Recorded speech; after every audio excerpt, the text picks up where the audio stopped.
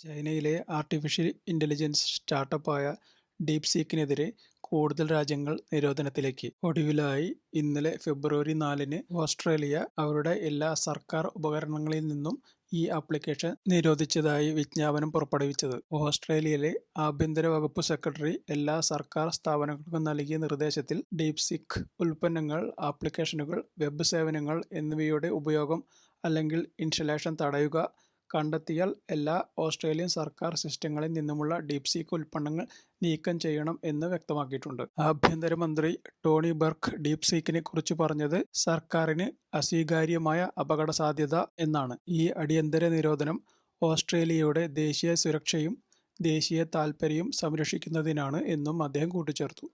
എന്നാൽ ഈ നിരോധനം സ്വകാര്യ ഉപഭോക്താക്കൾക്ക് ബാധകമല്ല. കഴിഞ്ഞ മാസത്തെ ഡീപ്സീക്കിന്റെ തുടക്കത്തിന് ശേഷം ലോകമെമ്പാടുമുള്ള ടെക് ഓഹരികൾ ഇടിഞ്ഞിരുന്നു.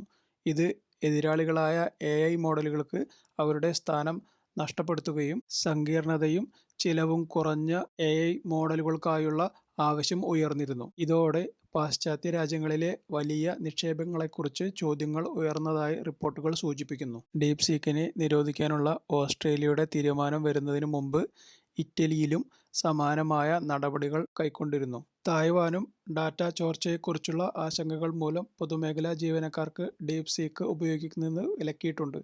ഇതോടെ ഡീപ്സീക്കിനെ വിലക്കിയ രാജ്യങ്ങളുടെ എണ്ണം 3 ആയി. മറ്റ് യൂറോപ്യൻ രാജ്യങ്ങളായ അയർലൻഡിലെയും ഫ്രാൻസിലെയും ഡാറ്റ റെഗുലേറ്റർമാർ ഡീപ്സീക്കിന്റെ സ്വകാര്യതാ നയത്തെക്കുറിച്ച് പഠിച്ചുവരികയാണെന്നും വൈകാതെ തീരുമാനം അറിയിക്കുമെന്നും അറിയിച്ചിട്ടുണ്ട്. നിരോധനത്തെ തുടർന്ന് ഇറ്റലിയിലെ ആപ്പ് സ്റ്റോറുകളിൽ നിന്നും നീക്കം ചെയ്യുന്നതിന് മുമ്പ് ആപ്പ് ഡൗൺലോഡ് ചെയ്ത ചില ഇറ്റാലിയൻ ഉപഭോക്താക്കൾ ചാറ്റ് ബോട്ട് ഇപ്പോഴും ഉത്തരങ്ങൾ നൽകുന്നുണ്ടെന്ന് റിപ്പോർട്ട് ചെയ്തു. എന്നാൽ ഡീപ്സീക്കിന്റെ വെബ് പതിപ്പ് ഇപ്പോഴും പ്രവർത്തനക്ഷമമാണെന്നും ഉപഭോക്താക്കൾ പറയുന്നു.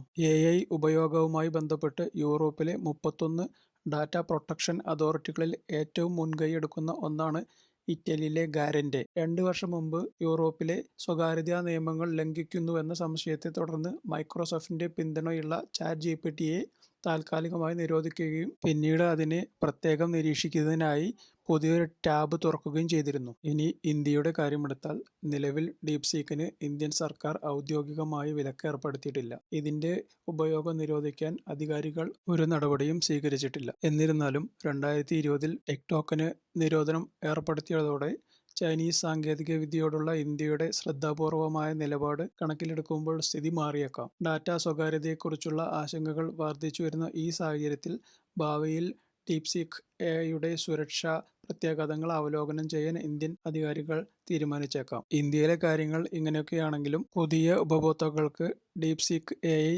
ഉപയോഗിക്കാൻ ബുദ്ധിമുട്ടുകൾ നേരിടുന്നു.